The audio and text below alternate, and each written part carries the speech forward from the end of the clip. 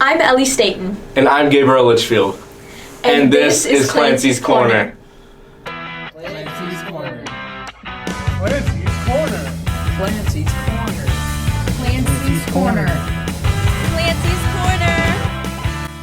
Clancy's Corner. Clancy's Corner. Clancy's Corner. Clancy's Corner.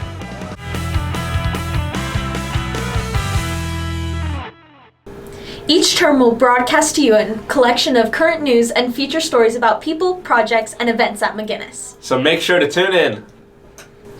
Parking has been a hot topic among students this year, especially the seniors. To get some answers, we sat down with Mr. McFadden. He shares insights on the current parking situation and what changes might be coming. Broadcast crew members Leland Paulino and Maisie Crodel bring us to this exclusive interview. My fellow students, let's get straight to the point. Parking. As you all know, throughout the school year, our school made it clear, senior spot parking are for seniors only.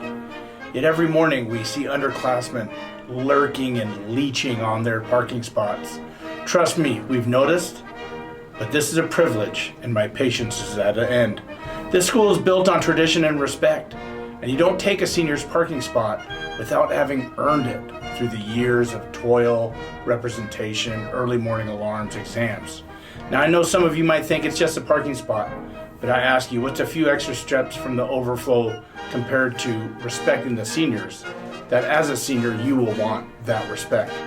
So please, if you're not a senior, park where you're supposed to. I know there's pushback and I know there's spacing. We have 800 students.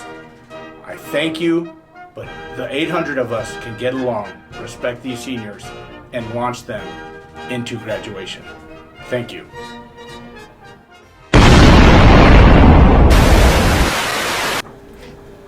Our speech and debate team recently competed in a major tournament, showcasing their skills and hard work. From persuasive arguments to powerful performances, our team made an impressive showing. Broadcast crew members Seth Brown and Ian Cox give us an inside look at the competition. My name is Lori Cruz. I've been coaching for about 18 years, and my favorite event is original oratory. My name is Mr. Young, and this is my 8th year here at McGinnis, but I've been coaching speech and debate for 24 years now. And my favorite event, it changes from year to year, really. Love humorous interp, but really the duets, the humorous duets and the dramatic duets are my favorite. What's it like to host districts for the first time at Bishop McGinnis? It is a mixture of excitement and a lot of overwhelm. It is a huge undertaking. We have about 25 schools coming. We have about 260 individual competitors competing in about 360 events. We have about 150 adults coming to judge and coach. It is a huge undertaking, but we are really excited and thrilled and honored to host. What goes into the process of preparing students for long tournaments like districts? There are lots of hours spent just making sure everything is looking good. The students come after school and help each other. So we do lots of critiquing within the team, and then I try to watch people as well. So it's just a lot of practicing and perfecting and getting it down, and the memorization and the timing and the emotion and all of that good stuff. It takes quite a lot of work. How does a tournament like this become a reality?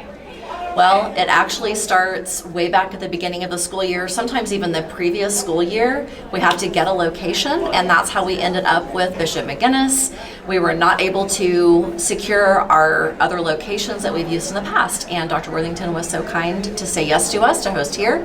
Then from there, it is setting up all the logistics of the tournament, planning concession stands, judges' lounges, and how people can register for the tournament, and all of the rooms that can be used. It is a pretty big undertaking. It takes a lot of time to prepare. What's so important about speech and debate? I think it's so important because no matter what job or field you go into, speech and debate just helps you with so many aspects that maybe you're not even aware of, that just helps with communication and confidence and everything that you need going into whatever job you choose. How do you feel about the continued growth of this organization? I am thrilled about the growth of the organization. As you guys know, some of the aspects of education have kind of struggled in our country, but speech and debate is staying strong, and I'm very excited for that because that means that students are not only getting to do an activity that they really love, but also they're getting to do something that will help prepare them for college and career. And so I'm really excited that the activity is not only continuing, but expanding. I think that it's just amazing.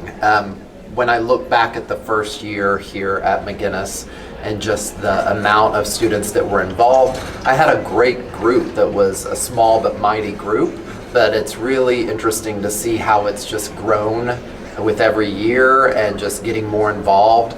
You know, we didn't always specialize in all of the events at the tournaments, but now we pretty much do every single event that there is that's offered.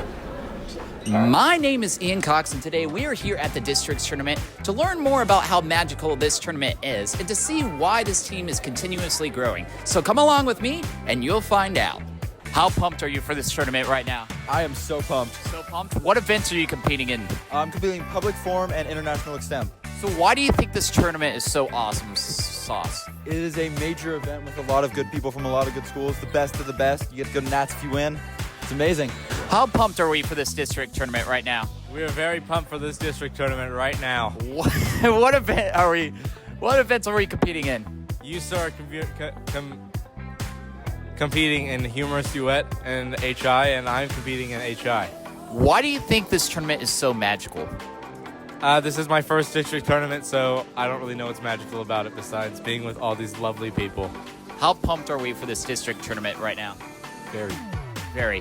Now, are you competing or are you helping? Helping. Now, how are you helping? Concessions. Fantastic. Why do you think this tournament is so magical? Because it's here. Because it's here? Can you explain more? It's like a McGinnis school. So it's the family at McGinnis is different. How pumped are we for this tournament right now? So pumped. So pumped? All right. What events are you competing in today? Or not today, this weekend? Tomorrow I'm performing HI. HI, fantastic. Why do you think this tournament is so awesome, Sauce? Because obviously it's here. And could you explain more besides it's here? McGinnis is awesome, and we haven't hosted districts before, so this is a pretty fun time. So yeah. Fantastic, thank you. How pumped are we for this tournament right now? I'm really excited. I'm super excited too. What events are we competing in? I'm competing in duo and DI. I am also competing in duo and DI. We're duet partners. Fantastic. Why is this tournament so magical? Oh, it's like a different feeling altogether. I mean, it's magical for me because it's my last one, but I don't know. There's just a different feeling to it that's not like a normal tournament.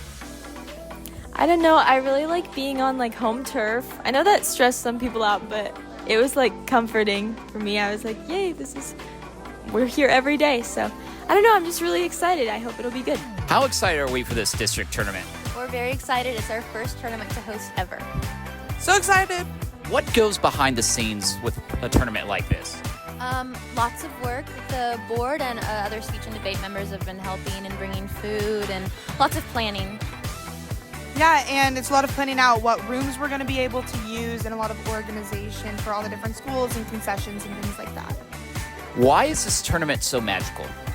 This tournament is magical because it's different than any other tournament you ever have in Oklahoma, because this tournament qualifies you to the national tournament, and at this tournament you can actually compete against 3A and 4A and 6A. Actually, I don't know 3A, 4A, 5A, and 6A. And that's not normal for any other tournament. You usually only compete against your class, so this is the only tournament throughout the whole year that we really get to compete and really see other classes, pieces, and so it's just really cool, and it's just one of a kind. Yeah, and with that, with competing with all the different schools, you get to meet so many different people and talk to so many different people, and it's so great. Fantastic. Thank you, guys. Now for a quick sports update. Our girls soccer team has been giving it their all this season, and the results speak for themselves. From standout performances to key victories, there's a lot to celebrate. Broadcast crew member Alex Santoro shares the highlights and catches up with a few of our student athletes.